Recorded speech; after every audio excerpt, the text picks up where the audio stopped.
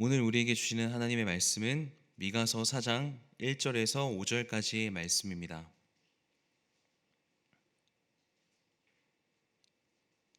미가 4장 1절에서 5절까지의 말씀입니다.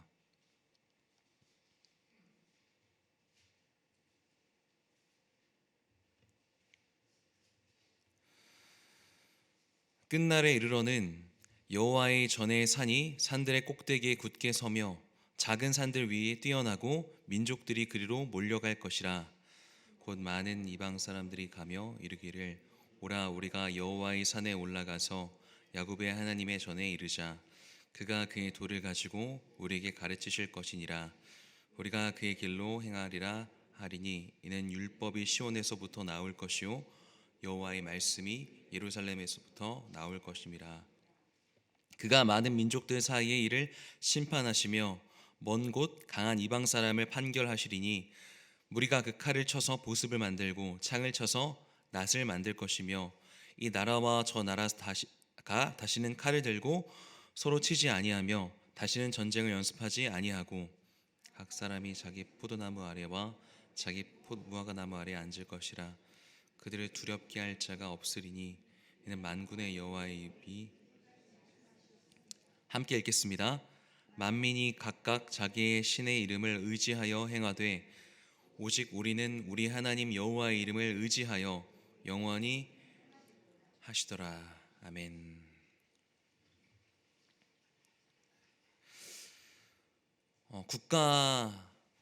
나라에서 군사 훈련을 하는 이유는 실제로 전쟁이 터졌기 때문이 아니라 전쟁이 터졌을 때를 대비하기 위함입니다. 훈련을 한다는 것 자체가 전쟁이 일어날 가능성을 염두에 두고 하는 것이죠. 그래서 유엔 본부의 벽면에 오늘 본문에 나오는 성경 구절이 기록되어 있다고 합니다. 3절 말씀에 무리가 그 칼을 쳐서 보습을 만들고 창을 쳐서 낫을 만들 것이며, 아마 이 말씀은 모든 인류가 염원하는 그런 평화를 나타내는 말일 것입니다. 서로가 서로에게 칼과 창을 들이대지 않고 무기도 만들지 않는 시대, 이미 만들어 놓은 무기는 농기구로 바꾸어 사용하는 평화의 시대, 이런 시대를 누구나 소원하고 있습니다.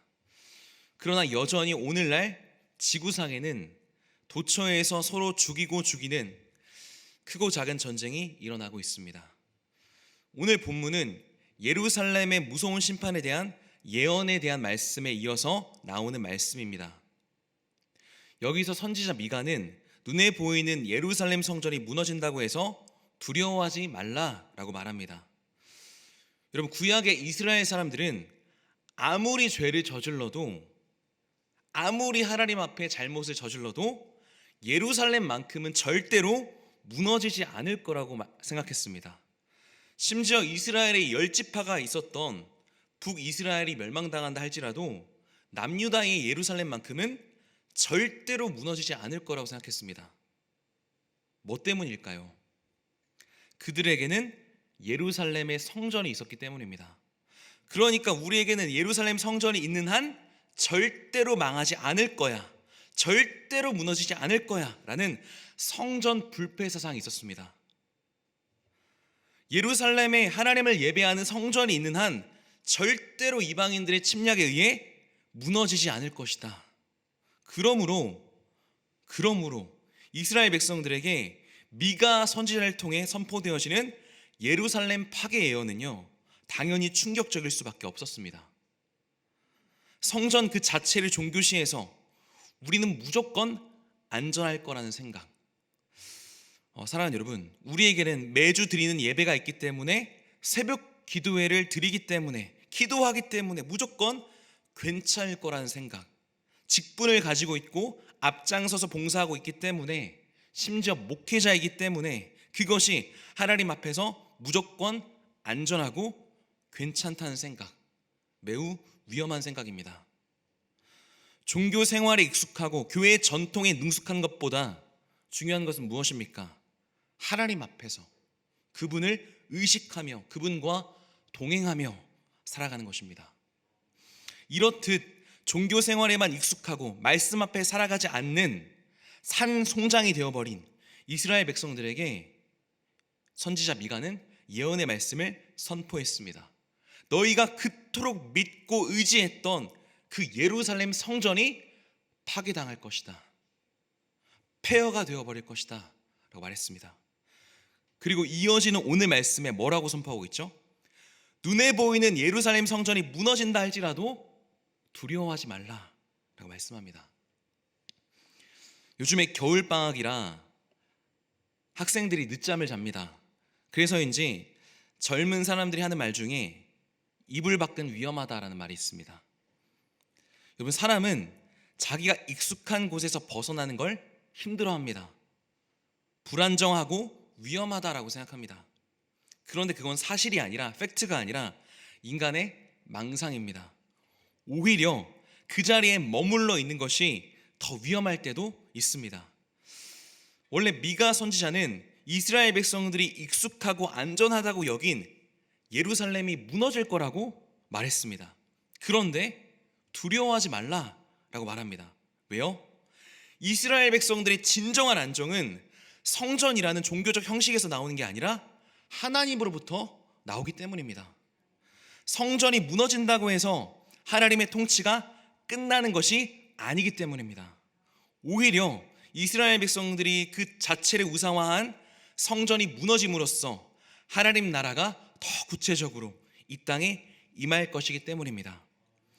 그때는, 그 마지막 때는 유대인들 뿐만 아니라 온 세상의 이방 나라가 여호와의 율법, 그분의 말씀을 배우기 위해 하나님의 산으로 나올 것이기 때문입니다. 1절과 2절 말씀입니다. 끝날에 이르러는 여호와의 전의 산이 산들의 꼭대기에 굳게 서며 작은 산들 위에 뛰어나고 민족들이 그리로 몰려갈 것이라. 곧 많은 이방 사람들이 가며 이르기를 오라, 우리가 여호와의 산에 올라가서 야곱의 하나님의 전에 이르자. 그가 그의 도를 가지고 우리에게 가르치실 것이니라. 우리가 그의 길로 행하리라 하리니 이는 율법이 시온에서부터 나올 것이요 여호와의 말씀이 예루살렘에서부터 나올 것임이라. 아멘. 눈에 보이는 가시적인 예루살렘 성전이 파괴된다고 해서 하나님의 통치가 끝나는 것이 아닙니다. 인간을 구원하시려는 계획이 취소된 것도 아닙니다. 세상에 많은 지식이나 권력이나 세력들이 여전히 존재하지만 하나님의 성전은 그것들의 꼭대기에 설 것이란 말입니다. 언제요? 끝날에. 여러분, 눈에 보이는 예루살렘 성전은 이미 사람을 변화시키지도 못한 허수아비나 마찬가지였습니다. 말씀을 귀하게 여기지 않고 자기 욕심대로 살았기 때문입니다. 하나님께서는 사람을 변화시키지 못하는 허수아비 같은 성전을 밭 갈듯 갈아엎어 버리시고 진정으로 사람들을 변화시킬 새로운 성전을 짓겠다라고 말씀하십니다. 그 새로운 성전이 무엇입니까?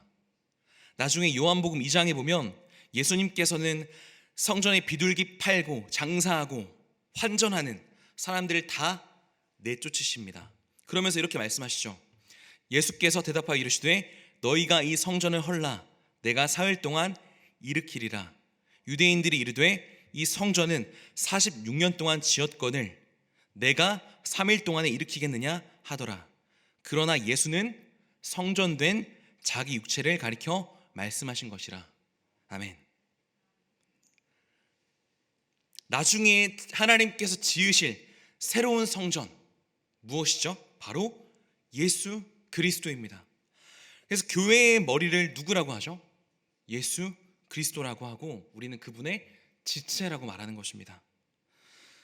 눈에 보이는 예루살렘 성전은 사람을 변화시킬 수 없는 허수아비 성전이었습니다. 더 이상 하나님의 영광을 체험할 수도 우리의 타락한 마음을 변화시킬 수도 없었습니다. 그런데도 이스라엘 백성들은 거기에 집착하고 있었습니다. 아무 소용이 없는 성전을 종교적 위안으로 심리적 안정감으로 붙들고 있었습니다. 그러나 하나님의 생각은 달랐습니다.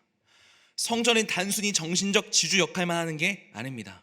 모든 권력과 사상 그리고 모든 가치 위에 뛰어난 성전입니다. 성전은 하나님의 성령이 거하시는 집입니다.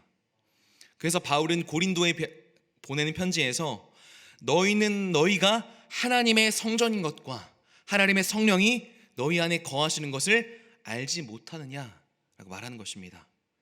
이 성전, 신약에 와서는 교회라고 불리는 이곳은 어떻게 세워졌습니까?